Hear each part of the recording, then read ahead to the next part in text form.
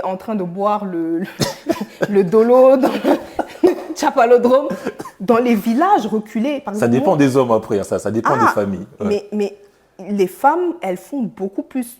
Je pense qu'il y a une Française, je ne me rappelle plus exactement c'est qui a dit que si l'Afrique doit émerger, ça va être par les femmes. Par les femmes. Par les femmes. Ok, d'accord, c'est parfait ça, c'est parfait. J'aimerais juste revenir sur un débat qui est axé sur la chevelure de la femme noire. Si l'Afrique doit émerger, c'est par les femmes. Mais on voit généralement les femmes noires, on a l'impression en tout cas que les femmes noires refusent de s'assumer en tant que femmes noires. C'est-à-dire qu'elles ont tendance à mettre des perruques, donc des cheveux qui ne leur appartiennent pas. Ouais. C'est comme si la femme noire veut ressembler à la femme occidentale. Ouais. Mais si l'Afrique doit émerger par la femme noire, je ne trouve pas que c'est un peu contradictoire, parce que la femme noire dénigre sa nature, notamment par sa chevelure. D'accord. Bah ça, c'est... Enfin, moi, je parlais plus des femmes dans les villages. Tu vois, D'accord, ouais. qui sont très travailleuses, etc. Parce que les femmes dans les villages n'ont pas ces artifices-là, en fait. Oui, Elles sont dans le réel. C'est quand tu vas dans les villes, maintenant. c'est ça. Justement, qu'est-ce que tu penses des femmes qui mettent plus de perruques que de garder leurs cheveux naturels? Pour moi, je pense que c'est un manque d'éducation. D'accord. On ne nous a pas éduqués sur la nature de nos cheveux, sur comment les entretenir, sur comment les coiffer. Et la facilité, c'est de faire des tresses et de mettre des perruques. Ouais. C'est la facilité. Maintenant, quand tu prends conscience que tu es en train de t'aliéner, en fait, parce que ce Ouais. n'est pas toi, Oui, c'est vrai. c'est de l'aliénation, Oui. je pense que ça met une claque. Ça met une claque et moi, si je vais prendre mon exemple, Voilà.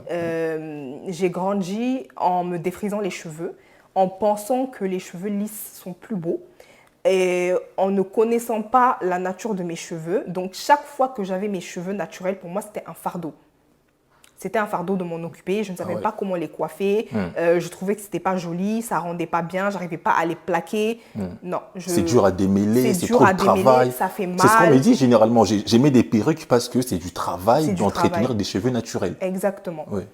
Et le défrisage a commencé très très tôt. Donc moi, ça a commencé, je pense que je devais être au primaire.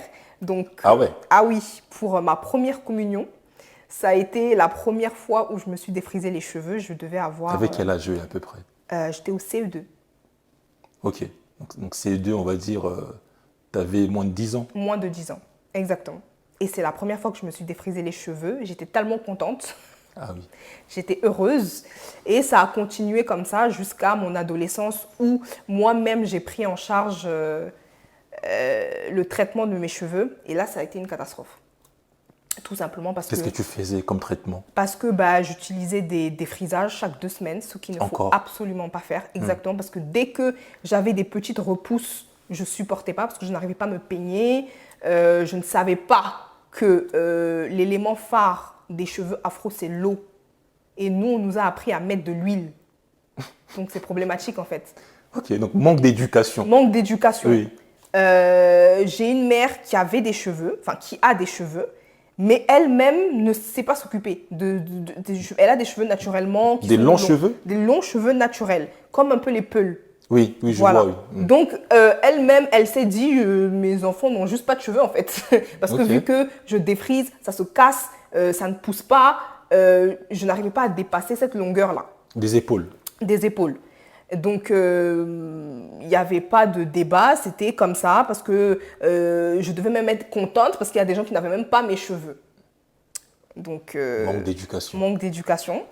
Donc l'élément phare, c'est l'eau pour les cheveux afro. Pour les C'est cheveux pas l'huile. afro, c'est pas l'huile. On ne doit pas mettre des beurres et penser qu'on a hydraté ses cheveux. Non. Mais comment tu as pris conscience qu'il faut changer? Comment tu as appris à bien faire? Parce que, comme on en parlait tout à l'heure, Oui. le documentaire que j'ai regardé, Rappelle le documentaire Oui. là sur les mannequins, c'est ça? c'est ça. Ouais. Donc, c'est une production de chaîne américaine, je pense, qui est allée en Afrique de l'Est, en Éthiopie, pour montrer un peu au monde la beauté de la femme noire, notamment en Afrique de l'Est. Parce que selon eux, elles ont des traits qui sont considérés comme parfaits. Donc elles ont les traits fins, elles sont élancées, elles ont des formes, elles ont des cheveux frisés. Donc une occidentale a interviewé une Éthiopienne et lui a demandé pourquoi vous n'êtes pas comme les autres femmes d'Afrique, c'est-à-dire avec des tissages, des tout ça, tissages, des perruques, pourquoi vous vous éclaircissez pas la peau avec des produits nocifs. Et elle a répondu parce que nous, on n'a pas été colonisés. Ça fait mal. Répète. Parce qu'on n'a pas été colonisés. Une Éthiopienne qui répond ça. Une Éthiopienne qui a répondu ça. Elle a dit ensuite, on ne veut ressembler à personne parce qu'on n'est pas complexé, on n'a pas été colonisé. Et tout le monde sait que l'Éthiopie fait partie des rares pays d'Afrique qui n'a effectivement pas eu la domination blanche comme nous. Donc sa réponse m'a vraiment mis une claque. D'accord. Et tu as pris conscience j'ai pris conscience que nous, on se dit qu'on met des perruques parce que c'est plus... c'est plus pratique, c'est pas qu'on s'aliène, c'est pas qu'on se refuse, c'est juste pour le quotidien, ça nous arrange. Exactement. C'est ce que disent les femmes noires qui mettent des perruques. Mais même moi, je m'assume, mais je mets une perruque, question de pratico-pratique. Même moi, je l'ai dit.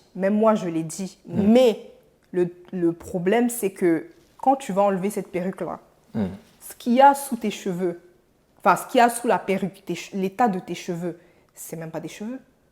C'est des tresses qui datent de plusieurs mois, c'est sec, il n'y a pas d'hydratation, il n'y a pas de soins. Pourtant, ta perruque coûte 1 000 €. Est-ce que tu vois le... Par là, tu veux dire que les femmes noires n'aiment pas leurs cheveux, Moi, je pas leurs pense cheveux? qu'en fait, on n'assume pas. Tout simplement. Parce que j'ai vécu ça pendant de très longues années. Moi, ça date de 2014 que j'ai vraiment pris conscience qu'il faut que je prenne soin de mes cheveux. Et c'est là où je t'expliquais justement que j'étais au Canada avec le temps, etc. Tous mes cheveux sont tombés et j'ai décidé... Il faisait froid? Il faisait extrêmement froid. Et le vent, avec le fait que j'ai des cheveux qui sont très secs et abîmés, ont fait que mes cheveux n'ont pas tenu. C'est tombé. Et c'est à partir de ce moment-là, vers 2015-2016, que j'ai pris la décision de porter mes cheveux naturels, mais sous des perruques et sous des tissages. D'accord. Voilà, donc j'avais mes cheveux naturels sous des tissages et des perruques et j'ai pris conscience que déjà, ça poussait très rapidement. Ok. Et en plus de ça, j'avais pas forcément besoin de me défriser pour m'aligner mes cheveux, en fait. Donc, à partir de ce moment-là, je me suis plus penchée sur la question et de fil en aiguille, j'ai eu des informations qui m'ont permis de prendre soin de mes cheveux. Et là, franchement, tu as une bonne longueur, là. Ouais. Oui, voilà. Okay. C'est possible. C'est possible. C'est juste une question d'éducation. On n'a pas tous le même type de cheveux. Certaines ont des cheveux plus secs, d'autres ont des cheveux plus rêches. Ça dépend. Il faut savoir quelle est déjà ta porosité. Ta porosité, c'est si tu as besoin de beaucoup d'eau ou de moins d'eau. Si tu as besoin d'une crème qui est un peu plus onctueuse ou une crème qui est un peu plus liquide. Il y a beaucoup mais concrètement, aujourd'hui, là, est-ce que tu veux nous dire que tu ne mets plus du tout des perruques ou de temps en temps, tu en mets quand même? Parce que certaines femmes vont te dire que quand tu ne mets pas des perruques, personne ne vient te draguer. Les hommes ne te regardent même pas. Voilà, les hommes noirs, ils sont les premiers à se plaindre que la femme noire n'assume pas ses cheveux, mais c'est aussi les premiers à ne pas regarder la femme noire quand elle n'est pas perruquée. C'est vrai. Donc toi, aujourd'hui, est-ce que tu continues à mettre des perruques ou pas du tout?